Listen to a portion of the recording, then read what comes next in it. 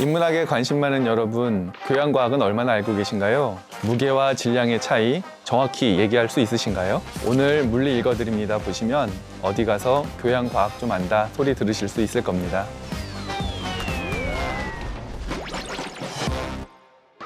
질량 또는 가속도는 무엇입니까? 무슨 뜻입니까?에 해당하는 질문에 답을 해드리려고 하는데요. 질량은 그야말로 가장 기본 중에 기본이어서 모르면 안 되는 것 중에 하나인데요. 우리 일상에서 질량이라고 하는 것이 많이 쓰이지도 않고 무게와 밀도라고 하는 다른 개념들과 혼돈되어서 많이 사용됩니다. 당신의 몸무게는 어떻게 되십니까? 라고 하는 질문을 들었을 때 저는 70kg입니다 라고 답을 하시겠죠? 하지만 70kg에서 사용하신 단위 킬로그램은 무게의 단위가 아니라 질량의 단위이죠. 무게의 단위는 정확하게 이야기하자면은 70kg 중이라고 표현하셔야지만 무게의 단위를 정확하게 말한 것이 됩니다.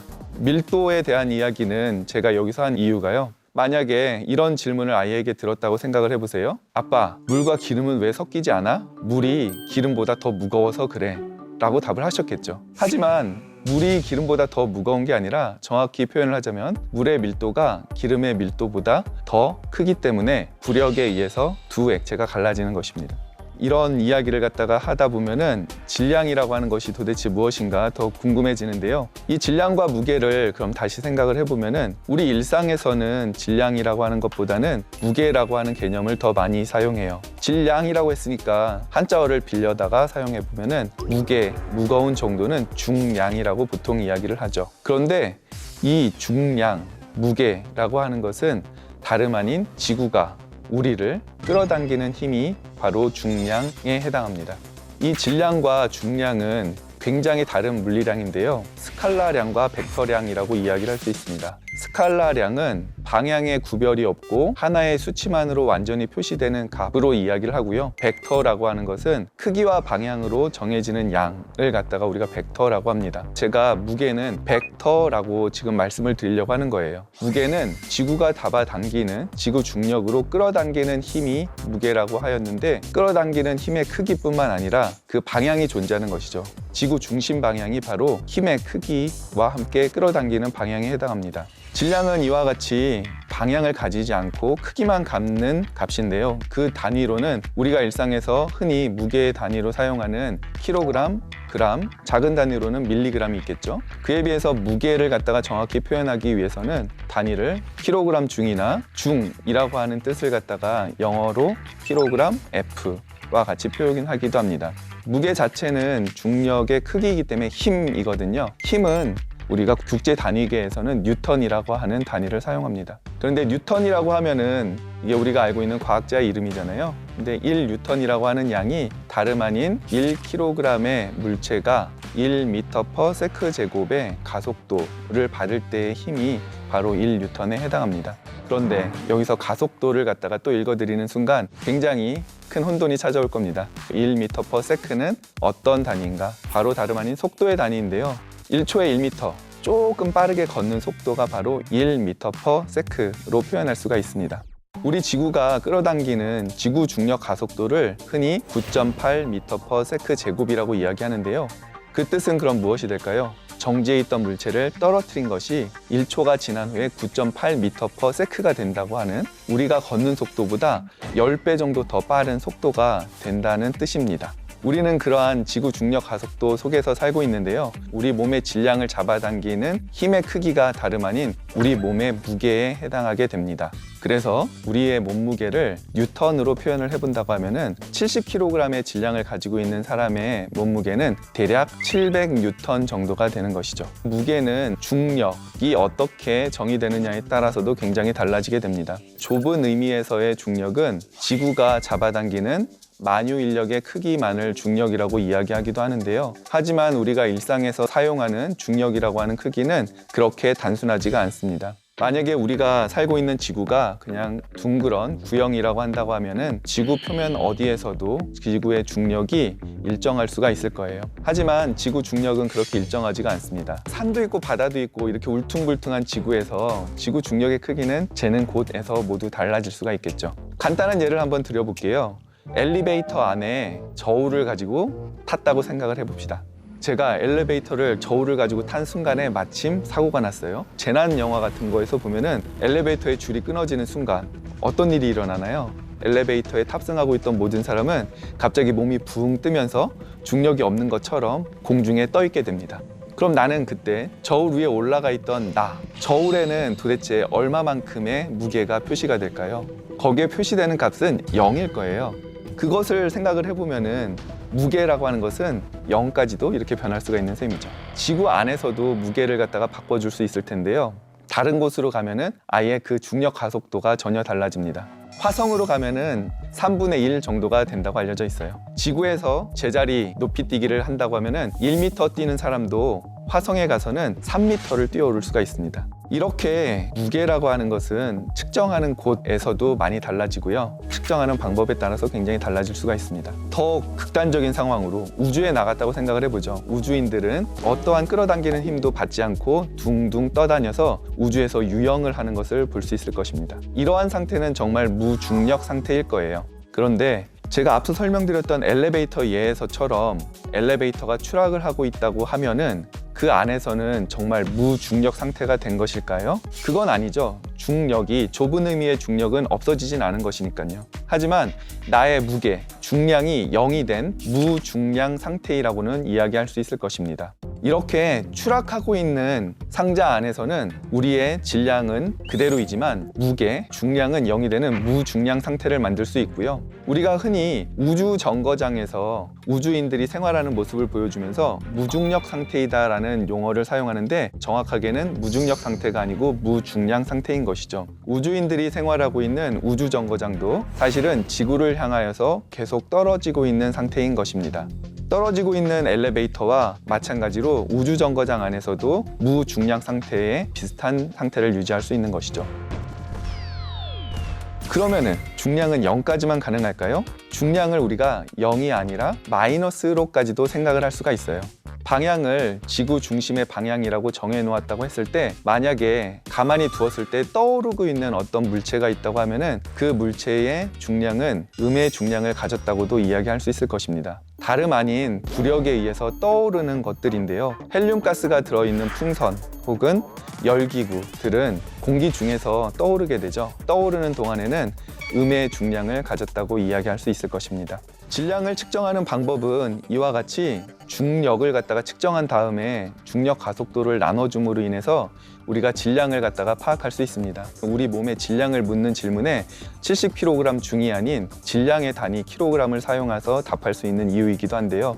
이렇게 측정하는 질량을 중력 질량이라고 합니다. 그래서 대부분의 경우에 우리가 일상에서 사용하는 대부분의 저울이 이런 중력 질량을 갖다가 측정한다고 할 수 있어요. 하지만 질량을 측정하는 다른 방법은 더 근본적인 데에 있습니다. 그 방법은 누군가를 밀어보면은 그 사람의 질량을 갖다가 알 수 있는데요. 우주로 나갔다고 상상을 해보죠. 우주에서 만난 외계인의 질량을 갖다가 알아보고 싶습니다. 그러면은 그 외계인을 갖다가 1뉴턴의 힘으로 밀어보는 것입니다. 1뉴턴의 힘으로 밀었을 때 외계인이 보여주는 속도의 변화를 갖다가 측정하면은 외계인의 질량을 알 수 있죠. 이와 같이 질량을 우리가 밀어보거나 해서 알아보는 방법이 다름 아닌 관성 질량을 측정하는 방법인데요. 이 관성이라고 하는 것의 발견은 굉장히 오래 거슬러 올라가서 갈릴레이의 사고 실험으로까지 이어집니다. 갈릴레이 사고 실험은 굉장히 유명한데요. 한 번쯤은 들어보셨을 것입니다. 움푹하게 패어있는 그릇에 한쪽 면을 점점 낮춰서 완만하게 만들어 보면 어떻게 될 것인가. 그때 내가 놓았던 쇠구슬이 원래 있었던 높이까지 올라오지 않을까? 실제로 해보면 올라오거든요. 이것이 다름 아닌 관성을 발견하게 된 계기입니다. 뉴턴의 제1운동 법칙에 의하면은 운동을 하지 않고 정지해 있던 물체는 외부에서 힘이 주어지지 않으면은 계속 정지 상태를 유지하려고 하고 외부에서 힘이 주어져야지만 운동 상태를 변하게 되죠. 그 힘에 대해서 가속하는 크기는 비례하게 돼 있지만 물체가 가지고 있던 어떤 고유량에 대해서는 반비례하게 돼 있는데요. 물체가 원래 상태를 유지하려고 하는 관성의 크기라는 의미에서 질량이 새로운 용어로 정의되게 됩니다. 뉴턴이 사용한 질량이라고 하는 용어가 바로 관성의 크기를 측정하기 위해서 사용한 말이고 질량의 다른 이름은 바로 관성의 크기가 됩니다.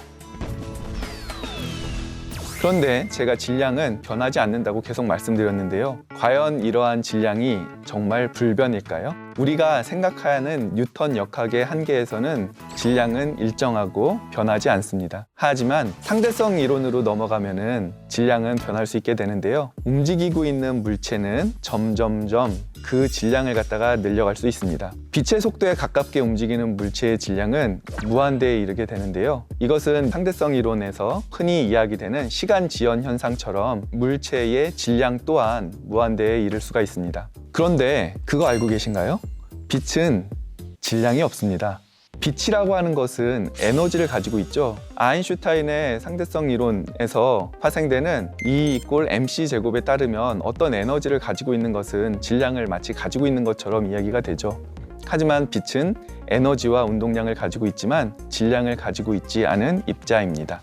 질량의 개념도 이렇게 과학이 발전하면서 많이 바뀌게 되었어요. 뉴턴의 만유인력의 법칙도 질량을 가진 두 물체가 서로 끌어당긴다는 개념에서 아인슈타인의 상대성 이론에 이르면은 질량을 가진 물체는 공간을 휘고 그 공간을 지나는 궤적이 달라질 뿐입니다. 이렇게 공간이 휜다는 개념은 질량이 존재하지 않는 빛까지도 휘게 만들 수 있습니다. 그러면 도대체 질량이 뭐길래 어떤 입자에는 질량이 존재하고 어떤 입자에는 질량이 존재하지 않는 걸까요? 현대의 양자장론에서는 힉스 메커니즘이라고 하는 게이지 이론에서의 게이지 대칭성이 저절로 깨지는 과정을 통해서 페르미온에게 힉스 메커니즘을 따라서 질량을 부여하게 된다라고 알려져 있습니다. 굉장히 어렵죠? 질량이라고 하는 것은 물리학자에게, 과학자에게 굉장히 간단하면서도 아주 기초적인 개념이기도 하지만 그러한 가장 근본이 되는 질문이 더 어려운 질문인 경우가 많습니다. 섹스피어의 유명한 희곡 햄릿에서는 이러한 대사가 나옵니다. 사느냐 죽느냐 그것이 문제로다. 영어로는 to be or not to be, that is the question 이라는 건데요. 물리학자들의 농담하는 식으로 바꿔보면 이렇습니다. to be or not to be, 있는지 없는지, that is the question, 그것이 의문이다. 제가 여기까지 해서 질량에 대해서 말씀을 드렸는데요. 질량은 읽는 것만큼 근본적이고 기초적인 것이지만 읽는 것만큼 이해하기 어려운 것입니다. 도대체 어떻게 언어를 이해하게 되고 어떻게 읽기 시작하는지를 갖다가 생각을 해보면 굉장히 신비로워요. 그와 마찬가지로 질량을 이해하는 것도 현대 과학에서 굉장히 중요한 질문 중에 하나입니다. 여러분들이 여기까지 질량에 대한 질문에 답을 들으셨으면 이제 좀 교양 과학에 대해서 눈을 뜨기 시작한 것입니다. 연력학. 연력학이 정확히 무엇일까요? 얼음, 물이 끓기 시작합니다. 수 있다면 시간의 방향은 거꾸로 가지 않을까? 오늘 강의만 들으시면 어디 가서 연력학 안다고 조금 이야기하실 수 있습니다.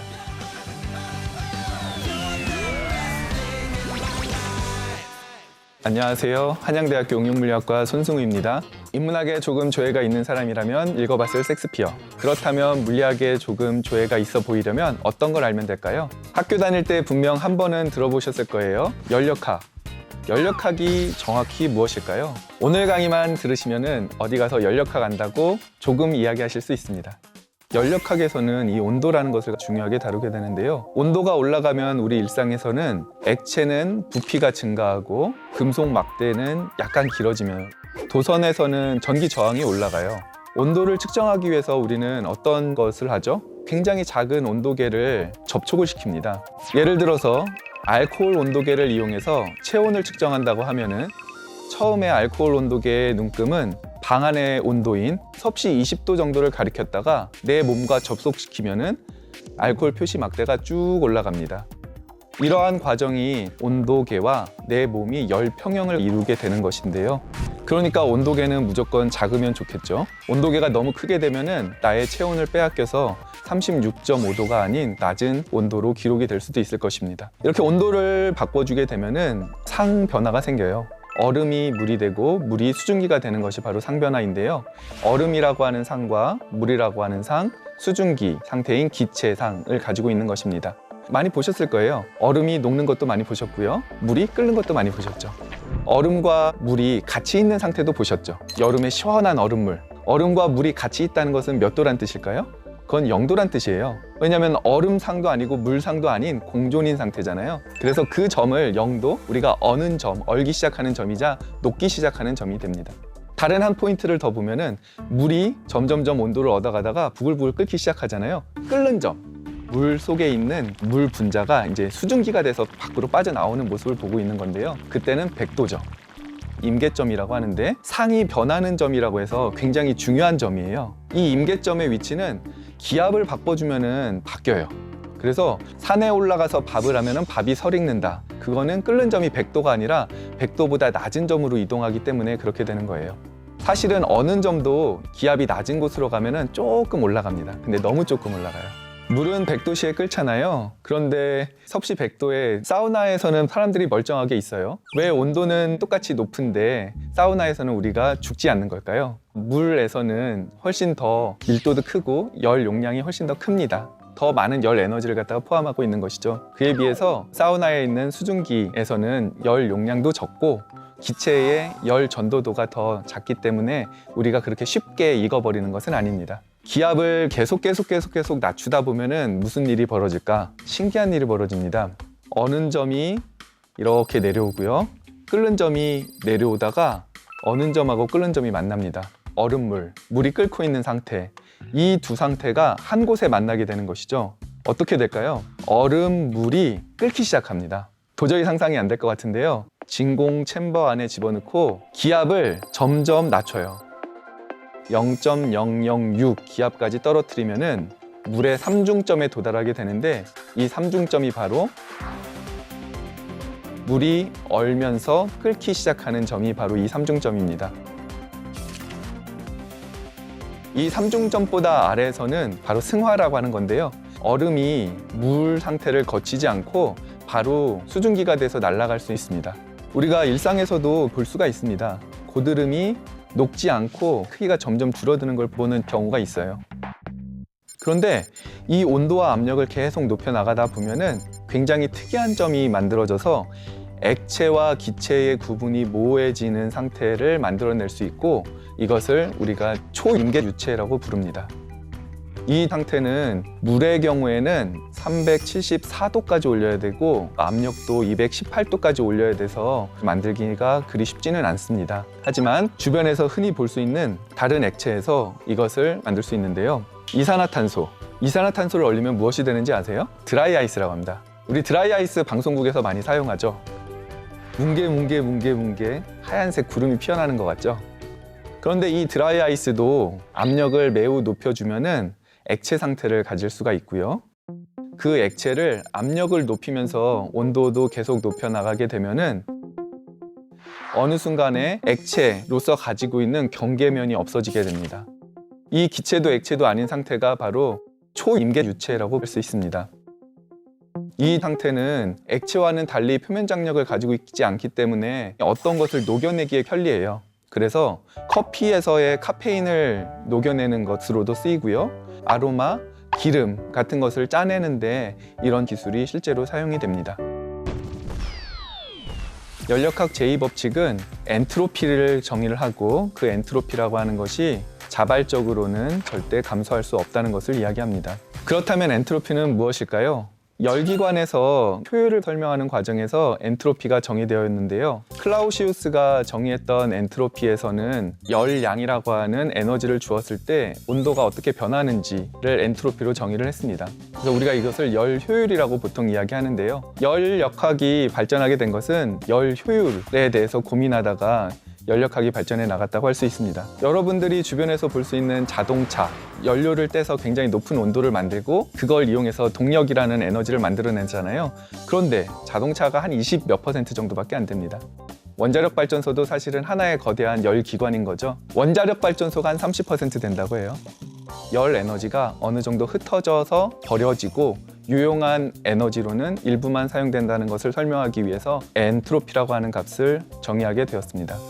연력학에서는 우리가 온도와 열이라고 하는 것을 다루게 됩니다. 고전역학에서는 물체들 하나하나의 위치를 알아야 했었고 하나하나의 속도를 알아야 됐었습니다. 그런데 연력학으로 넘어오면은 하나하나 알아야 되는 입자들의 위치와 입자들의 속도가 너무 많아요.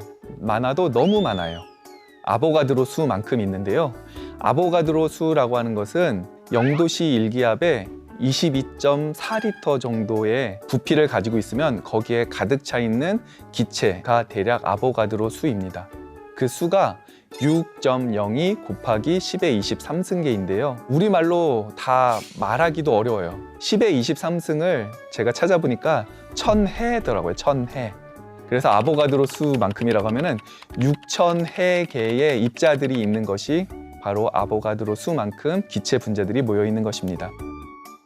이 많은 입자들의 위치와 속도를 모두 알아야지 물리를 할 수 있다고 하면은 물리학은 너무 어려워서 못할 거예요. 그런데 이렇게 많이 모여 있을 때 압력과 부피와 온도를 알면은 상태를 기술할 수 있다는 것이 연력학에서 굉장히 놀라운 점이죠. 기체 분자들이 마구 돌아다니는 상상을 해보세요. 하나하나 돌아다니다가 벽에 맞고 되돌아오는 과정, 그리고 기체 분자들끼리 서로 부딪히는 과정을 통해서 각 기체 분자가 가지고 있는 속도들은 변하게 돼요. 이렇게 기체 분자가 벽에 맞고 되돌아오면서 그 벽에는 압력을 주게 되고 그 압력이 일정한 부피를 유지하게 해주는 것이죠. 그리고 그런 기체 분자들의 움직임이 바로 온도로 나타나는 것입니다. 맥스웰과 볼츠만이 알아낸 것은 이러한 기체 분자들이 동일한 속도를 가지고 있지 않고 일정한 분포의 속도를 가지고 있다는 것이에요. 그래서 어떤 상자 안에 일정한 온도의 기체 분자를 생각한다고 하더라도 그 안에서의 기체 분자는 제각기 다른 속도를 가지고 있는 것이죠. 그러면 우리가 이런 상상을 해볼 수가 있어요. 뜨거운 기체가 담겨있는 상자와 차가운 기체가 담겨있는 상자, 두 개의 상자가 나란히 있다고 생각하면은 뜨거운 기체가 있던 상자의 온도가 차가운 기체가 있던 상자의 온도와 비슷해지면서 점점 바뀔 것입니다. 이때는 뜨거운 기체의 상자에 있던 분자들이 가지고 있던 열 에너지가 차가운 기체가 들어있는 상자에 전달이 되는 것이죠. 이러한 과정은 우리가 일상에서 온도가 서로 같아지는 자발적으로 일어나는 과정으로서 쉽게 볼 수가 있습니다. 그런데 한쪽은 뜨거워지고 한쪽은 차가워지는 상태는 절대 일어나지 않죠. 그러한 일이 일어날 수 있다고 하면은 우리는 더 이상 냉장고를 만드느라 에너지를 소비하지 않아도 될 거예요. 이러한 과정이 비과역적인 과정인 건데요. 기체 분자들을 이렇게 상자에 가다 놓고 그 사이에서 어떤 절대적인 존재가 있어서 조금 빠르게 움직이고 있는 기체 분자는 다시 왼쪽으로 모이게 하고 조금 느리게 운동을 하고 있는 기체 분자는 오른쪽으로 모이게 하게끔 문을 열었다 닫았다만 해주는 존재가 있다고 하면은 이렇게 찬 온도와 뜨거운 온도가 서로 나뉘는 것이 만들어질 수 있지 않을까라고 하는 것이 바로 맥스웰의 도깨비라고 하는 문제였습니다. 근데 우리 일상에서는 이런 게 도저히 불가능한데 도대체 왜 그럼 이런 게 일어나지 않느냐? 여기에서는 이 절대적인 존재가 모든 하나하나의 입자에 정보들을 갖다가 볼 수 있다는 것이 빠져 있는데요.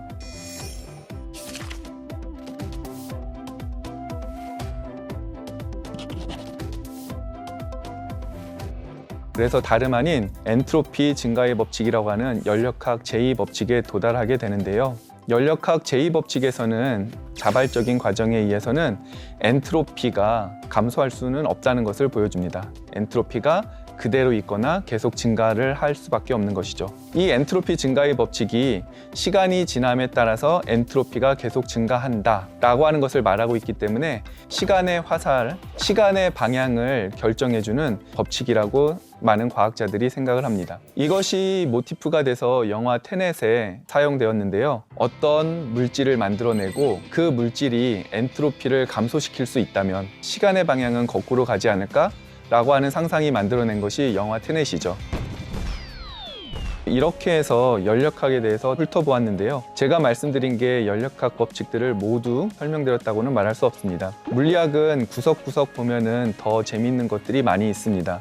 아주 기본적인 것만 같이 살펴본 것이라고 이해해 주셨으면 감사하겠습니다. 물리학의 섹스피어를 제가 간략하게 설명드렸는데요. 섹스피어에 대해서 좀 아셨나요? 이제 여러분들은 섹스피어의 4대 비극을 외울 수 있는 정도의 수준이 되었다고 감히 말씀드릴 수 있을 것 같습니다. 과연 검색 엔진 1위 구글과 물리는 어떤 연관이 있을까요? 지금 이 영상을 보시는 분 중에 나는 물리와 연관이 없다라고 생각하시는 분이 많이 있으실 텐데요. 물리는 여러분과 정말 많은 연관관계가 있습니다. 여러분들은 이미 물리학자를 3명 이상 알고 있습니다. 카이스트 물리학과의 정하웅입니다. 물리란 무엇인가?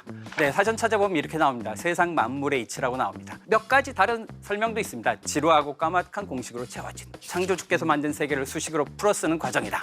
네이버 지식인에 물리가 어려요라고 검색을 해보시면 이 물리가 어렵다고 나옵니다. 그래서 실상을 들여다보니 네이버 설명이 맞습니다. 사람들은 물리에 대해서 너무나 어렵다는 편견을 갖고 있고 고등학교 이후로 물리를 쳐다볼 생각도 안 합니다. 그게 저희 물리학회의 어려운 점인데요. 설명을 하려고 해도 아예 듣질 않습니다. 워낙 물리에서 멀리 떠나 있다 보니까 스스로 생각을 해가지고 이상한 상상 속의 나래를 펼치는데요. 물리의 편견에 대한 것들을 먼저 살펴볼까 합니다. 물리학자라고 하면 뭐가 떠오르십니까? 뭐 뿔테 안경에 곱슬머리에 이렇게 뭐 실험복 입고 방구석에 처박혀가지고 열심히 연구만 하는, 사실 그렇게 생각을 하시는데 길거리에 나가서 누구 아는 과학자 이름 대보세요라고 하면 제일 많이 나오는 사람들이 누군지 아십니까?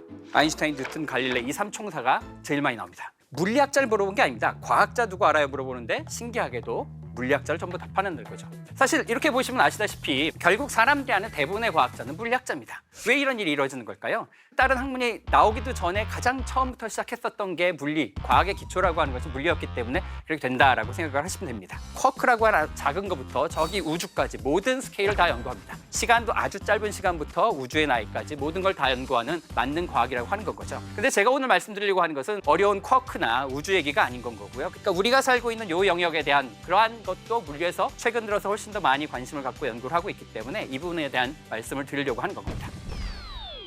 물리학과에서 구글 얘기를 하나 궁금하실까 봐 미리 말씀을 드리는데, 여러분 알다시피 구글은 전 세계 검색 시장에서 92.5% 정도 되는 엄청난 점유율을 자랑하고 있고요. 여러분보다 여러분을 더 잘 알고 있다고 생각하시면 됩니다. 왜냐하면 여러분 뭘 까먹잖아요. 근데 구글은 안 까먹습니다. 모든 게 다 기억되고 있거든요. 뭐 맞춤 광고니 뭐 여러분들의 뭐 장바구니 다 아는 거, 그건 너무 식상한 건 거고요. 아침에 몇 시에 나가야 버스를 안 놓치고 탈 수 있는지, 점심에 뭘 먹어야 되는지까지 제한하게 이르렀습니다. 이러한 구글의 능력 뒤에는 과학기술의 발전이 도움을 준 거고요. 그 중에서도 사실 물리가 되게 중요한 역할을 했기 때문에 도대체 구글과 물리가 어떤 관계가 있는지에 대해서 일단 설명을 드리도록 하겠습니다. 인터넷이 지금에 오기까지 가장 중요한 역할을 했던 것이 뭐냐면 월드와이드 웹입니다. 놀랍게도 월드와이드웹의 개발도 물리학 연구소에서 시작했습니다. 선이라고 하는 입자 가속기 연구소에서 엄청나게 나오는 데이터를 어떻게 하면 효율적으로 공유할까라고 하는 것을 고민하다 만든 게 HTTP라고 하는 프로토콜이고, 전 세계에서 가장 먼저 만들어진 웹페이지가 물리학 연구소에서 만든 겁니다. 그렇기 때문에 구글이 여기에서 뿌리를 두고 있다라고 간단하게 생각해 볼 수도 있는 건 거죠. 근데 제가 오늘 말씀드리려고 하는 것은 사람은 어떻게 행동을 하면 뇌는 어떻게 작동을 하고 인터넷 같은 것들이 어떻게 작동하는지에 대한 말씀을 드리려고 하는 겁니다. IT가 정말로 물리랑 상관이 있느냐? 왜 구글이냐? 우리가 많이 쓰는 빅데이터는 사실 통계 물리학에서 근거한다고 보시면 됩니다. 이 그래프는 정말 오래된 그래프입니다. 이게 1999년도 그래프인데요. 구글이 여러 가지 있었던 검색 엔진 중에 하나일 때 정말 조그만 부분을 차지하고 있었을 때인데요. 그때는 사실 월드와이드웹이 성장할 때라서요. 모든 정보를 다 알고 있지도 못했고 워낙 고르게 알고 있지도 못했기 때문에 좋은 정보를 찾는 게 되게 어려운 문제였습니다. 여러분 기억에서 잊혀져가는 야후라는 게 있는데요. 그걸 사람이 읽고 정리를 했습니다. 아, 이거는 기후 관련 카테고리구나. 이건 인물 관련 카테고리구나. 디렉토리식으로 찾아가는 걸 했었는데 월드와이드웹에서 데이터가 너무나 많이 늘어나다 보니까 색인 작업을 하기가 너무 힘들어서 아, 이건 기계가 해야 되겠다라고 해서 등장하는 게 구글입니다. 그럼 이 많은 정보 중에 어떤 게 중요한 정보인지 어떻게 순위를 매길까라고 하는 게 구글이 고민했던 건 거고요. 생각했던 방법이 뭐냐면 특허를 얻은 페이지 랭크라고 하는 겁니다. 많이 가리키는 게 중요한 웹페이지가 아닐까라고 하는 게 페이지 랭크의 원리입니다. 그 어떻게 웹페이지를 연결된 걸 알아낸 게 물리학자들입니다. 물리학과에서 첫 번째로 1999년도에 구글이 좋은 답을 찾는데 그 기본을 이룬 백그라운드를 저희가 제시한 건 겁니다. 이러한 물리학자들의 노력이 있다는 걸 알아주셨으면 좋겠습니다. 그렇다면 이런 연구를 하는데 가장 중요한 게 뭐라고 생각하십니까? 결국 생각해보면 데이터입니다. 인터넷을 들여다보면 너무나 정보가 많기 때문에 뭔지 모르거든요. 그런데 빅데이터를 가지고 들여다보면 뭔가 안 보이던 게 보이기 시작한다는 겁니다. 그래서 빅데이터는 과학 도구인 겁니다. 구글은 그냥 데이터만 보여줄 뿐인 겁니다. 물론 이걸 100% 믿으시면 안 됩니다. 여러분 아시잖아요. 얼마 전에 실시간 검색어 폐쇄된 이유도 마찬가지입니다. 사람들이 너무 쏠림 현상, 필터 버블이라고 하죠. 너무 쏠림 현상이 많다 보니까 데이터가 왜곡되기 시작하는 겁니다. 이 방법이 너무나 유명해지다 보니까 사람들이 이걸 인식하기 시작한 겁니다. 데이터에 개입을 하기 시작하는 겁니다. 원래 데이터라는 건 순수해야 됩니다. 사람들의 왜곡이 들어가기 때문에 더 이상 이런 걸 믿을 수가 없게 된다는 거죠. 또 데이터가 오염됐기 때문에 이제 구글씨는 망했느냐? 그렇지는 않습니다. 새로운 방법을 찾으면 됩니다. 사람들의 심리를 이용하는 건데요. 일본과 축구를 하면 저희가 한일전이라고 부릅니까? 이란전이라고 부릅니까? 당연히 저희는 한일전이라고 부릅니다. 사람들은 좋아하는 걸 먼저 쓰게 돼 있습니다. 그래서 이게 가능한 건데요. 예를 들어서 미국 대선을 볼까요? 트럼프와 클린턴이 있었다고 칩시다. 사람들이 둘의 공약을 비교하기 위해서 검색을 합니다. 그런데 두 가지 방식으로 검색을 합니다. 트럼프, 클린턴, 디베이트. 어떤 사람은 클린턴, 트럼프, 디베이트. 즉 자기가 좋아하는 사람을 자연스럽게 앞에 칠 수밖에 없는 겁니다. 사실 사람들이 아직까지 이 순서까지 챙기진 않거든요. 이건 아직까지는 오염되지 않았습니다. 그러니까 오염되지 않은 이 데이터로부터 약간의 힌트는 얻을 수 있다는 거죠. 물론 이것도 발표가 됐기 때문에 아마 곧 이것도 오염될 겁니다. 오염되지 않은 새로운 데이터를 찾아야 된다는 건 거죠. 언제나 이건 싸움입니다. 데이터는 언제나 변화하는 거기 때문에 계속 수정하고 보완하고 하는 게 필요하다는 걸 말씀을 드리고요. 이런 게 가능했던 이유는 뭐냐면 구글의 검색어라는 게 되게 중요하기 때문에 그렇습니다. 구글 트렌드라고 해서 어떤 단어가 검색되는지를 그래프로 보여주는데요. 정말 아주 규칙적으로 올라갔다 내려갔다 하는 게 보이시죠? 이게 뭐에 대한 검색이냐면 다이어트에 대한 검색입니다. 다이어트에 대한 검색은 매년 1월 1일 날 쭉 올라갑니다. 아시잖아요. 여러분들이 올해는 살을 빼야지 하기 때문에 저렇게 나오는 겁니다. 그런데 생각을 해보시면요. 이게 중요한 이유는 뭐냐면 다이어트가 1월 1일에 올라간다는 게 아닌 건 거고요. 사람들은 검색할 때 거짓말하지 않는다는 겁니다. 여러분들이 검색할 때 거짓말을 하십니까? 여러분들이 야 이건 내가 궁금하지 않은데 구글을 골탕 먹어야지 그런 생각은 안 하십니다. 언제나 궁금한 것만 검색한다는 건 거죠. 구글이 가진 이런 정확한 데이터 갖고 재미난 일을 많이 했는데요. 예를 들면 독감 환자에 대한 예측을 했습니다. 2008년도에 있었던 일인 건데 미국에서 독감 보고서라는 게 있습니다. CDC에서 질병관리센터에서 만드는 건데요. 각 지역별로 독감 환자가 몇 명인지를 계속 세는 겁니다. 당연히 질병관리센터에는 각 지역별 독감 환자 수를 모니터링하고 있다가 어느 지역에서 갑자기 늘어나면 거기 독감이 퍼진다는 얘기니까 전국적으로 확산되는 걸 막기 위해서 거기를 차단하자라는 게 아이디어거든요. 그런데 독감 환자 숫자 세는데 너무 오래 걸립니다. 이게 진짜로 세거든요. 그래서 저 보고서를 만드는데 2주가 걸립니다. 보고서가 나와서 지난주 보고서랑 비교를 해봤더니 환자 숫자가 2배더라. 그러면 LA가 퍼진다는 얘기니까 LA를 차단하자. 그걸 하고 싶은 건데 그게 2주 전에 그랬다는 거거든요. 2주 전에 LA에 2배가 됐으면 그 사람들은 다 퍼져서 전국으로 다 확산되고 다 죽고 끝난 게임이라는 거죠. 그래서 구글이 보고 있으니까 보고서는 나오는데 맨날 뒷북 보고서만 나오니 종이가 아깝다. 비켜라. 우리가 하겠다. 왜? 우리는 검색 엔진이 있다는 거죠. 무슨 얘기냐? 사실 생각해보시면 독감에 걸린 사람은 독감을 검색할 겁니다. 옛날 보고서를 다 가져다가 자기네 검색 데이터랑 비교를 했습니다. 그래서 독감 환자랑 제일 잘 맞는 데이터가 뭔지, 검색어가 뭔지를 찾아내가지고 그걸 쳐다보기 시작했습니다. 놀랍게도 구글을 검색을 할 때요. 여러분들이 핸드폰으로 검색을 하시면 장소 정보가 붙어서 가고요. PC로 검색을 하시면 IP 어드레스가 붙어서 가기 때문에 구글은 검색어가 날라오면 이게 어디서 온 검색어인지 위치를 알 수 있습니다. 그 검색어를 지도에 뿌리면 어디서 독감 검색이 늘어나는지를 실시간으로 예측할 수 있다는 거죠. 그래서 해봤습니다.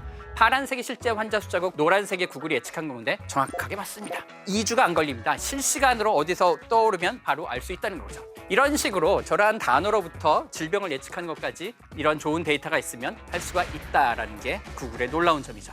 그런데 언제나 항상 맞는 건 없습니다. 구글 독감 프로젝트가 2013년도에 실패를 했는데요. 이게 뭐 조금 틀리면 원래 오차 범위 내에서 플러스 마이너스 그런 건 봐줄 수 있거든요. 근데 무려 200%가 틀렸습니다. 계속 잘 맞추고 있다가 2013년도 1월 달에 구글이 2배로 잘못 예측한 겁니다. 그래서 깜짝 놀라서 구글이 프로그램을 세우고 조사에 들어갑니다. 뭐가 잘못됐지? 지금까지 잘 맞았는데 문제점이 뭐였냐면 언론이었습니다. 2013년 1월 달에 미국에서 독감 백신 품귀 현상이 벌어집니다. 제약회사에서 예측을 잘못해가지고 독감 백신을 조금밖에 안 찍은 건 거예요. 독감 백신이 모자란 건 거죠. 미국의 주요 언론인 CNN과 뉴욕타임즈에서 매일 대서특필을 하는 겁니다. 신문을 펴면 독감 백신 뉴스가 나오고 TV를 틀면 독감 백신 뉴스가 나오니까 원래 독감 백신에 관심 없었던 사람들이 찾아보기 시작하는 겁니다. 그러니까 구글의 입장에서는 독감 검색이 들어가니까 독감 환자 많아요 했는데 그중에 절반만 독감 환자고 나머지는 뉴스 때문에 검색했다는 거죠. 그래서 이 일이 있고 나서 구글이 이 독감 프로젝트는 접었습니다. 더 이상 맞지 않는다는 걸 알았기 때문에 그런 거죠. 그래서 여기서 얻을 수 있는 교훈이 뭐냐면 내용 검토 없이 검색어 숫자만 봤다가 큰 코 다칠 수 있다. 맥락을 봐야 된다라고 하는 게 교훈인 거고요. 그러면 어떻게 보완을 해야 되느냐? 그 중에 하나가 이겁니다. 연관 검색어라는 게 있습니다. 연관 검색어 들어보셨을 겁니다. 어떤 사람들이 이걸 검색한 다음에 또 같이 뭘 검색하느냐거든요. 이게 무슨 얘기냐? 단어 하나를 보는 게 아니라 연관 검색어 몽땅이 저렇게 된다는 건 정건 뭔가 무거운 의미가 있다는 건 거고요. 그래서 앞으로 여러분들이 데이터를 보실 때는요. 데이터를 네트워크로 묶어서 보시면 좋습니다. 그러면 좀 더 정확한 의미를 알 수가 있다는 거죠. 데이터를 묶는 거의 끝판왕은 요즘 인기를 끌고 있는 딥러닝입니다. 알파고입니다. 딥러닝을 아주 간단하게 설명드리면 데이터를 네트워크로 가장 효율적으로 묶는 과정이라고 생각하시면 됩니다. 물론 구글이 이거 바둑 두자가 만든 건 아닌 건 거죠. 딥마인드의 원래 목적은 헬스 데이터입니다. 건강 데이터거든요. 예를 들면 어느 게 정상적인 폐 사진인지 어느 게 문제 있는지를 학습을 시켰습니다. 흑백 사진이라서 쉬웠는데요. 요즘은 칼라 사진도 봅니다. 암 조직 검사를 하거든요. 조직 검사를 봤을 때 여기 암 조직이 어디 있는지를 판단하는 건 거죠. 그랬더니 의사 선생님들이 위기감을 느끼고 구글하고 대결을 했습니다. 2016년대 했거든요. 둘이 시험을 봤습니다. 근데 놀랍게도 96대 92로 의사 선생님이 이겼습니다. 그래서 의사 선생님이 거봐, 아직은 사람을 믿어야 돼. 딥러닝 아직 멀었어 라고 했거든요. 근데 재미난 건 뭐냐면 저 답안지를 가져다가 맞은 답안지를 합쳤더니 99.5점이 나온다는 겁니다. 사람이 틀린 걸 딥러닝이 맞춘 게 있고요. 딥러닝이 틀린 걸 사람이 맞춘 게 있다는 거죠. 즉 현재의 딥러닝은 사람과 똑같지가 않습니다. 잘하는 포인트가 조금씩 달라가지고요. 가끔 사람들이 인공지능과 인간의 관계에 대해서 쟤네가 우리를 대체하면 어떡하지라고 이제 대체자라고 생각을 하시는데 둘이 똑같은 게 아니기 때문에 대체할 수가 없습니다. 보완자입니다. 그러니까 딥러닝을 우리가 잘하는 걸로 써먹으면 되는 건 거지 저걸 우리가 두려워할 존재는 아니라는 거죠. 저희가 자동차랑 달리기 안 하는 거랑 똑같습니다. 그걸 뭐하러 합니까? 걔네가 이기는 거 다 아는데 그냥 자동차를 자동차 목적으로 쓰면 되는 건 겁니다. 그런데 조금 무섭긴 합니다. 왜냐하면 이게 4년 전에 그랬거든요. 그래서 2018년도에 또 했습니다. 구글 AI 암 진단 어디까지 왔나? 격리의사 뛰어넘거나 비슷한 수준까지 왔습니다. 그래서 거의 비슷해졌습니다. 2년 만에. 작년에 또 했습니다. 2020년 1월 달에 구글 딥마인드 의사보다 유방암 오판율 낮은 AI 모델 개발 드디어 넘어섰습니다. 그럼 어떻게 하느냐? 이제 이거 안 하면 됩니다. 다른 거 우리가 잘하는 거 하면 되는 건 겁니다. 잘하는 건 맡기고 우리가 잘하는 걸 만들면 된다는 건 거죠. 데이터는 계속 변화합니다. 그러니까 이 데이터를 봤다고 해서 내일 데이터가 오늘과 똑같다? 그런 건 믿으시면 안 된다는 거죠. 데이터는 항상 업데이트를 하고 계속 수정 보완을 하셔야 된다는 걸 여기서 얻을 수 있다는 건 거죠. 구글을 비롯한 모든 빅데이터는 만능일까요? 다 좋기만 한 걸까요? 빅데이터에도 어두운 면이 있습니다. 여러분들이 들고 다니는 핸드폰은 너무나 좋은 감시 도구입니다. 생각을 해보세요. 여러분과 떨어져 있는 적이 없잖아요. 통계를 내보면요. 여러분들의 앱 중에서 2%는 전체 웹서핑 기록을 들여다보고 있고요. 14% 앱은 카메라를 액세스를 요구하고요. 전체 앱 중에 한 절반 정도가 GPS를 요구합니다. 뭐 GPS 필요한 거 아니야 하실 수 있지만 필요 없는데도 요구한다는 게 문제인 거죠. 중국의 케이스인데 아시다시피 중국에서는 청소부가 청소 안 하고 가만히 앉아 있으면 20분 있다가 청소하세요라고 문자가 온답니다. GPS가 어떻게 움직이는지까지 보고 있다는 건 거죠. 핸드폰이라는 게 여러분의 위치와 동일시되어 있기 때문에 핸드폰을 가지고 장난을 치면 여러분에 대한 모든 것을 알아낼 수가 있다는 건 거죠. 얼마나 많은 게 되느냐? 별의별 것들이 다 추적되고 기록됩니다. 그리고 얼마나 많은 데이터가 저장된을 보여줄까요? 막스 슈렘스라고 하는 한 법대생이 페이스북과 소송을 했는데요. 페이스북의 개인정보를 소홀히 다루니까 나 이제부터 페이스북 안 쓸 거야. 네가 가진 내 정보를 다 내놔라 얘기했습니다. 이 친구가 페이스북을 많이 쓴 친구가 아니라서 뭐 한 요만큼 주겠지라고 했는데 무려 1200페이지를 주더라는 거죠. 그래서 들여다봤더니 친구 목록, 뉴스에 펼던 기사, 클릭했던 광고 별의별 게 다 저장돼 있다는 겁니다. 이게 가능한 이유는 뭐냐면 저장 장치가 너무 싸졌기 때문에 그렇습니다. 심지어 어떤 앱들은요. 핸드폰에서 스크롤을 할 때 어떤 속도로 스크롤하는 것까지 저장을 합니다. 여러분들이 마우스를 어떻게 움직이는 것까지 저장을 합니다. 왜냐하면 스크롤하다가 느려지는 곳이 여러분들이 관심 있는 곳이고 심지어 어떤 앱들은 여러분들의 눈동자를 추적해서 어디를 쳐다보는지까지 저장하고 있습니다. 그런 게 저장되는 게 현실인 겁니다. 이런 걸 어떻게 해야 되는 걸까요? 그렇다고 해서 저희가 뭐 핸드폰을 버릴 수는 없죠. 법과 테크놀로지가 서로 밸런스를 맞춰야 되는데 테크놀로지가 너무 빠르다 보니까 법이 늦게 쫓아오긴 하는데요. 우리가 공론화를 통해서 이게 문제가 된다는 걸 얘기를 해야 되는 겁니다. 그래서 일단 지나가기 전에 여러분들이 쉽게 따라할 수 있는 보안 요령인데요. 온라인 정보 올리는 거 주의하셔야 되는 건 거고요. GPS 가능한 꺼두셔야 되는 건 거고 노트북 카메라에 당연히 스티커 붙여 넣어야 되는 건 거고요. 쿠키나 클라우드 서비스 조심하셔야 되는 거고요. 그리고 제가 하나 강조하신 거는 검색을 저장하지 않는 검색 엔진을 쓰시라는 겁니다. 빅데이터 때문에 벌어지는 최악의 상황이 뭘까요? 인포칼립스라고 하는 겁니다. 대면이 아니면 서로 마주보는 게 아니면 서로 절대 못 믿는 사회가 되는 신뢰가 붕괴되는 사회를 말합니다. 만약에 이런 거를 저희가 신경 쓰지 않는다면 정말로 모든 걸 믿을 수 없는 사회가 돼버리게 되는 거죠. 프라이버시와 데이터에 대한 사람들의 자각이 늘어나면서 어쩌면 더 이상 구글이 옛날 같은 역할을 못할 것이다. 그 대안으로 얘기한 것 중에 하나가 블록체인입니다. 암호화폐를 말씀드린 게 아닌 건 거고요. 신뢰의 인터넷에 기반을 두는 건 거라서 새로운 시스템 방법인 건데요. 물론 갈 길은 멉니다. 아직까지는 모든 걸 할 수 있는 건 아니라서요. 또 그걸 못 믿으시겠으면 최근에 월드와이드웹의 아버지라고 하는 팀 버너슬리 경께서 새로 시작하신 건데요. 솔리드라고 하는 겁니다. 소셜 링크드 데이터라고 해서 연결된 데이터라고 하는 건데요. 원래 처음에 월드와이드 만들었을 때는 이런 식으로 개인정보가 남용될지 몰랐기 때문에 자기 퍼스널 데이터에 대한 개인정보에 대한 통제권을 정확하게 자기가 갖는 겁니다. 지금은 대부분 알다시피 여러분들의 정보는 다 대기업에 가 있거든요. 이게 사실 내 건데 걔네가 갖고 있는데 왜 우리가 소유권을 주장 안 하는지 사실 생각해보면 되게 이상한 거거든요. 내 건 내가 갖고 있어야 되는 겁니다. 그래서 아예 우리 거를 우리가 갖고 시작을 하자라고 하는 새로운 플랫폼이 저희 솔리드라고 하는 건 거고, 만약에 이게 완성이 되면 그때쯤 되면 저희가 개인정보를 조금은 좀 더 편하게 쓸 수 있지 않을까라고 생각을 합니다. 신뢰가 무너지는 사회에 살 수는 없잖아요. 만나서만 그 대화가 가능하다라고 하는 그런 원시대로 갈 수는 없기 때문에 이러한 것들에 대한 대안을 우리가 좀 더 공론화시키고 신뢰 인터넷을 구축해야 된다고 생각을 합니다. 데이터는 인과관계를 증명해 주는 게 아닙니다. 상관관계를 보여줄 뿐이지 인과관계는요, 변인을 통제하고 실험을 해서 증명을 해야 되는 건 거지 데이터가 바로 보여주는 게 아니라는 거죠. 그런데 대부분의 빅데이터 분석이 이런 실수를 합니다. 상관관계를 상상회로를 돌려가지고 인과관계로 포장을 한다는 거죠. 여러분들한테 드리고 싶은 마지막 테이크홈 메시지는 데이터와 네트워크를 함께 생각하라는 거죠. 결국 모든 것의 가치는 그 연결에서 나오는 거죠. 통계물리학자와 미술관을 간다면 어떤 일이 벌어질까요? 저희 과학자는 숫자를 좋아하기 때문에 숫자를 붙여보고 싶은 겁니다. 수치를 통해서 정확하게 구분해낼 수가 있었다는 거죠. 이런 데이터가 있으면 저희 물리학자들은 모델을 세우는 걸 좋아합니다. 물리의 시선으로 그림을 보시면 새로운 관점에서 바라보실 수 있을 것입니다.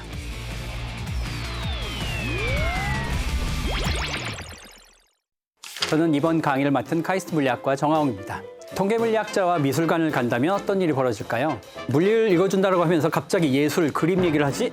의아하실 수 있을 텐데요. 과학으로 예술을 들여다보면 지금까지 여러분들이 보지 못했던 새로운 면을 볼 수 있기 때문에 이런 연구를 한다고 생각하시면 됩니다. 이 연구의 시작점은 이겁니다. 잭슨 폴락이라고 하는 드립 페인팅으로 유명한 작가가 있거든요. 과연 이거의 가치를 어떻게 매길 수 있을까라고 하는 모티베이션이 있었습니다. 그거를 조금 더 일반적으로 확장을 해가지고 저희 물리학자들이 이런 생각을 해봤습니다. 과연 성공이라고 하는 것을 수치화를 시켜서 체계적으로 분석할 수 있을까? 데이터로 말하길 좋아하는 과학자 입장에서는 예술 분야의 성공을 정량화한다는 것은 사실 거의 불가능하다고 처음에 생각됐었거든요. 그런데 현대 미술 작가들의 성공 가능성 알 수 있는 방법이 있었습니다. 뭘까요? 예술 분야의 성공이란 게 뭘까요? 그걸 분석하기 위해서는 정확하게 통제된 실험을 해봐야 우리가 미술 작품에서 뭐가 좋은지 나쁜지를 분석할 수 있습니다. 하지만 불가능합니다. 그런데 비슷한 게 있거든요. 트윈 스타디라고 하죠. 생물학 실험에서 여러분 들어보셨을 겁니다. 어떤 약이 효과가 있느냐 없느냐를 알아보기 위해서는 컨트롤 그룹이라고 해서 어떤 그룹한테는 위약이라고 해서 가짜 약을 주고 어떤 그룹한테는 약을 줘서 서로 분석을 해봐야 됩니다. 마찬가지입니다. 이 어떤 예술가가 정말로 잘 나가는 데 필요한 게 뭐냐라고 알기 위해서는 똑같이 출발점에서 시작했는데 어떤 사람은 잘 되고 어떤 사람은 못 됐을 때 차이가 뭐냐라고 하는 걸 알아야 되거든요. 그런 사례가 있었습니다. 실제 트윈은 아니었고요. 세이모라고 하는 사인을 붙이고 다니는 두 작가가 있었습니다. 거의 똑같이 활동을 했고 같이 몰려다니면서 했기 때문에 정말 재미난 작품을 많이 했고 유명해졌거든요. 근데 어느 날 둘이 갈라섰습니다. 한 친구는 우리가 이걸 알려야 된다. 한 친구는 아니야, 이건 모르는 게 맞아라고 해서 한쪽은 외향적, 한쪽은 내향적이었던 거죠. 그림 스타일도 똑같았고 모든 아이디어도 똑같았고 한동안 지냈기 때문에 정말로 똑같았는데 1979년에 둘이 갈라선 겁니다. 그런데 둘이 과연 어떻게 성장을 했느냐 나중에 봤더니 이 사람이 한 사람인데 알 디아즈라고 하는 건데요. 나름 유명했었는데 이 친구는 그 뒤에 점점 잊혀져 갔습니다. 또 다른 친구는 어떻게 됐느냐. 이 그림 보시면 무제라는 제목인데요. 1982년도 그림인데 이게 2017년도 옥션에서 1250억에 팔렸습니다. 이게 누가 그린 거냐? 여기 있는 장 미셸 바스키에라고 하는 세이모의 나머지 한 친구인 겁니다. 그럼 도대체 똑같이 시작했는데 뭐가 달랐을까요? 과학자들은 그걸 결정하는 변수가 궁금하잖아요. 알고 봤더니 이 친구는 인맥의 달인입니다. 앤디 워홀이라고 하는 친구와 어울려 다녔고요. 키스 헤링이라는 사람과 사귀기도 했고 주류에 어울리면서 유명한 사람들과 어울렸기 때문에 급성장을 할 수가 있었다는 거죠. 그 사람의 실력도 중요하지만 그걸 평가하는 건 그 주변 그룹이기 때문에 어느 그룹에 어울리냐, 즉 그 주변을 둘러싼 네트워크 효과와 주변의 인맥이 중요한 역할을 할 수 있기 때문에 그거를 신경을 써야 된다는 겁니다. 그러면 현대미술, 우리가 이해하기 힘든 현대미술만 그러냐? 아닙니다. 골든 햄멧을 쓴 사람이라는 작품이거든요. 보시면 정말 디테일이 살아있고요. 금빛과 시선 처리가 좋고 해서 베를린의 뮤지엄에 전시가 됐고 사람들이 막 감탄하고 많이 봤거든요. 근데 얼마 후에 이게 렘브란트가 아닌 걸로 밝혀졌습니다. 그랬더니 사람들이 전혀 찾아보질 않는다는 거죠. 똑같은 그림이고 옛날에는 뭐 금빛이 찬란하고 어쩌고 저쩌고 했는데 아무도 안 찾아본다는 거죠. 이게 뭘 뜻하는 걸까요? 결국 미술 작품의 가치는 그 자체보다는 맥락과 네트워크에서 나온다는 걸 보여준다는 겁니다. 그런데 요즘은 빅데이터 시대잖아요. 이런 것들을 좀 더 과학적으로 데이터를 통해서 분석해보면 어떨까? 여기 보시면 좀 마그누스라고 하는 앱이 있는데요. 이게 최근에 여러 작품들이 어떤 옥션과 어떤 미술관에서 전시됐는지의 기록들을 모아놓은 앱입니다.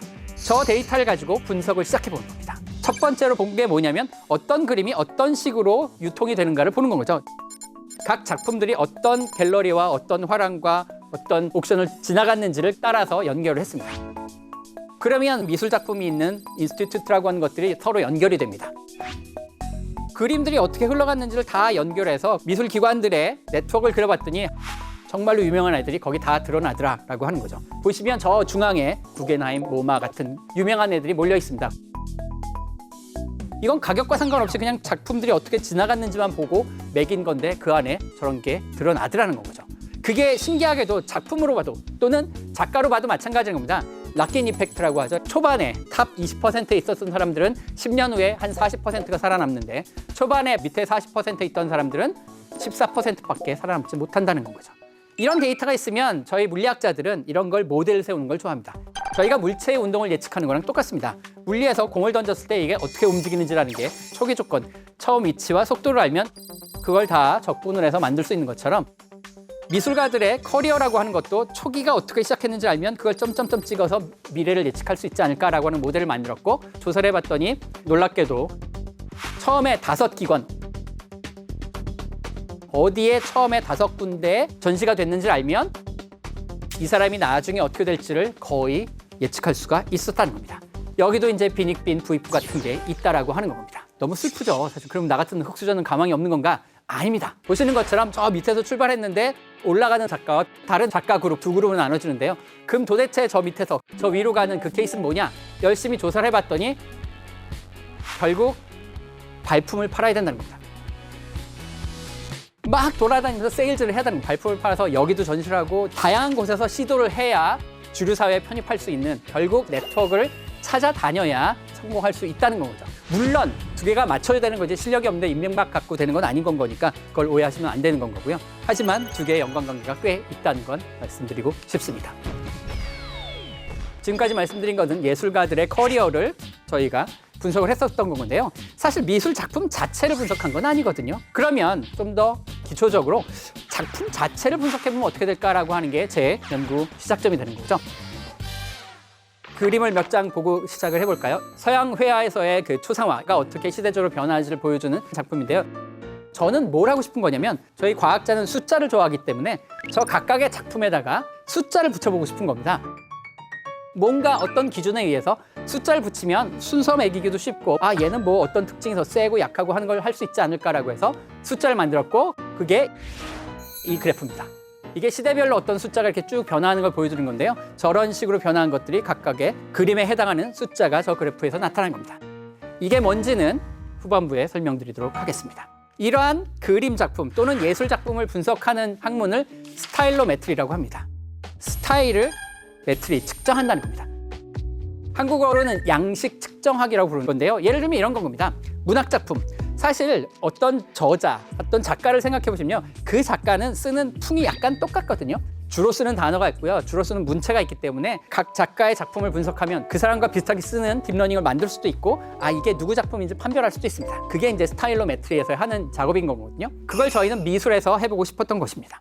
저희가 가장 먼저 연구한 건 칼라를 봤습니다. 이게 우르스 베일리라고 하는 스위스 코미디언이자 예술 작가입니다. 소위 말해서 정리의 달인입니다. 무슨 얘기냐? 이 작가는 이런 그림을 주면은요 깔끔하게 정리를 해줍니다. 그래서 저희도 그런 접근법을 했습니다. 요즘 뭐 인터넷에 가보시면요 사실 웹 갤러리라고 해서 진짜 명화들이 정말 고해상도로 다 저장돼 있거든요. 그걸 다 다운로드 받아가지고 분석을 하는 겁니다. RGB 코드라는 게 있습니다. 아시잖아요. 색의 3원색 RGB 빨간색과 녹색과 파란색을 섞으면 그 색상이 나옵니다. 디지털이기 때문에 정확하게 포인트를 하나 찍으면 그거를 얼마나 섞었는지가 숫자로 나와 있습니다. 얘네를 RGB 스페이스라고 하죠. 3차원 XYZ축으로 그리면 저런 공간에 퍼져 있는 색상 분포가 나옵니다. 그림에 있는 픽셀을 따다가 저기다 뿌리면 얘가 얼마나 널리 퍼져 있는지를 알 수 있게 되고요. 이게 얼마나 널리 퍼져 있는지 알게 되면 얼마나 많은 색상이 쓰였는지를 알게 되고 그걸 조금 전문 용어로 프랙탈 디멘전이라는 걸 측정을 하면 우리가 이게 얼마나 퍼졌는지를 좀 더 구체적으로 수치화를 할 수 있습니다. 얼마나 멀리 퍼져 있고 얼마나 다양하게 쓰였느냐라고 하는 것을 보여주는 지표라고 생각하시면 됩니다. 그걸 측정해 봤더니 재밌게도 여기 보시는 것처럼 각 시대별로 얼마나 퍼져 있는지를 봤더니 신기하게도 중세 시대는 퍼짐 정도가 2.4인데 나머지 시대는 거의 2.7입니다. 중세 시대만 혼자 다릅니다.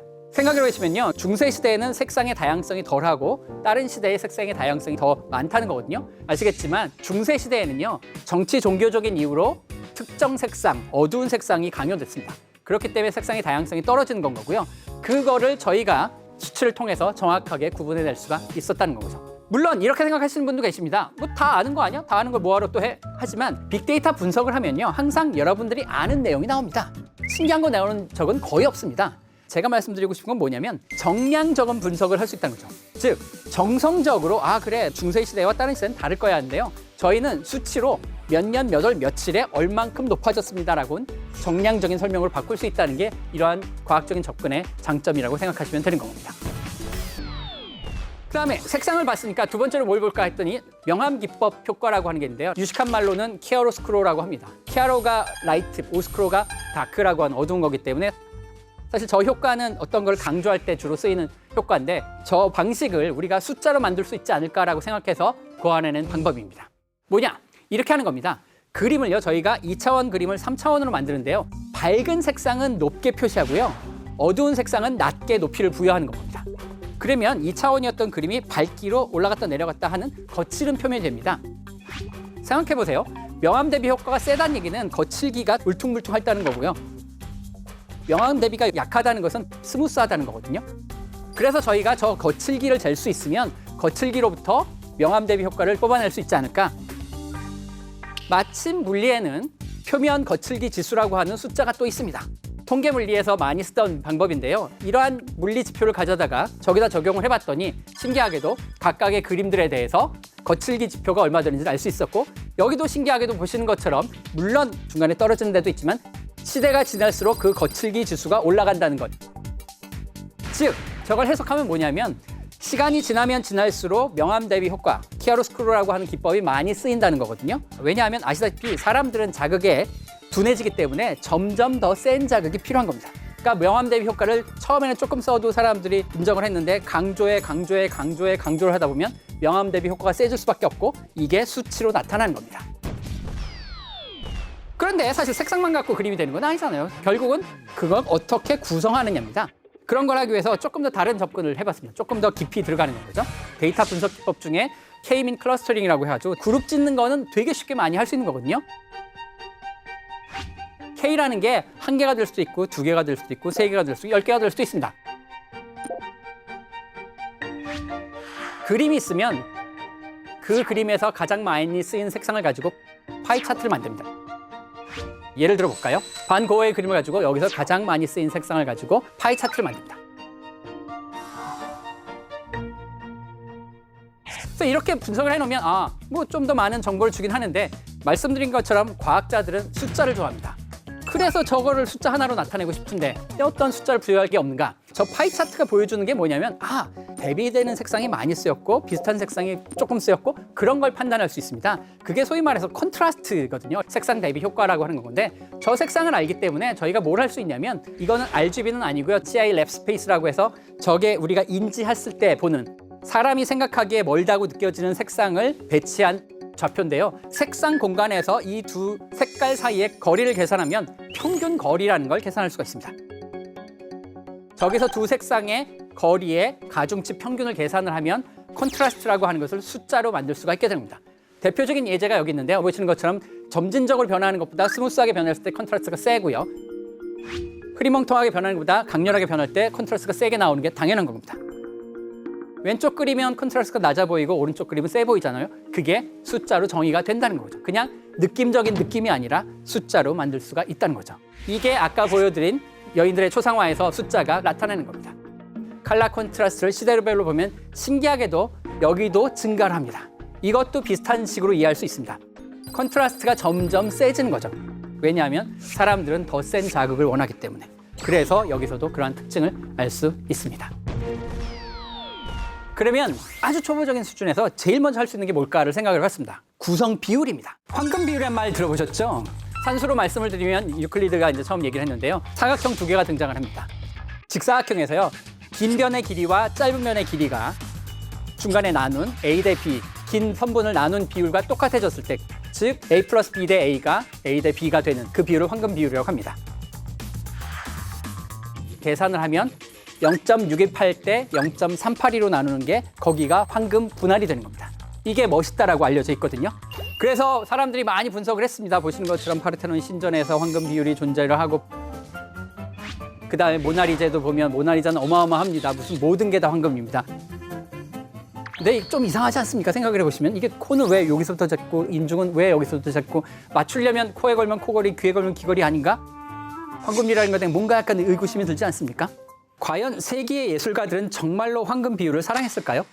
그 역시 데이터로 답을 알아낼 수가 있습니다. 그림을 나누었을 때 가장 많은 정보를 구분해낼 수 있는 선을 구한다고 생각하시면 됩니다. 선을 긋는 거를 기계적인 방법으로 사람이 주관이 안 들어가게 긋는 방법을 만들어내고요. 그래프에서 보시면 가장 높은 정보를 뽑아내는 점이 딱 존재하거든요.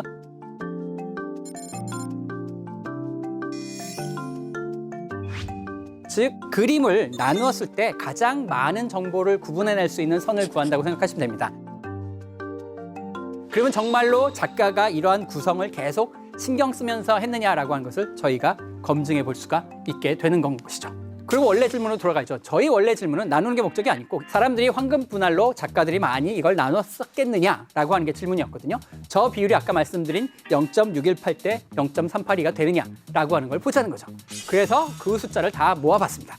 그랬더니 여기 보시는 것처럼 시대별로 일정하지가 않다는 겁니다. 계속 변화합니다.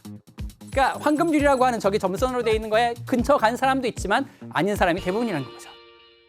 그냥 간략하게만 설명드리면 예전에는 밑에 쪽에 분할선이 있다가 점점 올라가는 식으로 최근에는 경향성이 바뀌고 있다는 겁니다.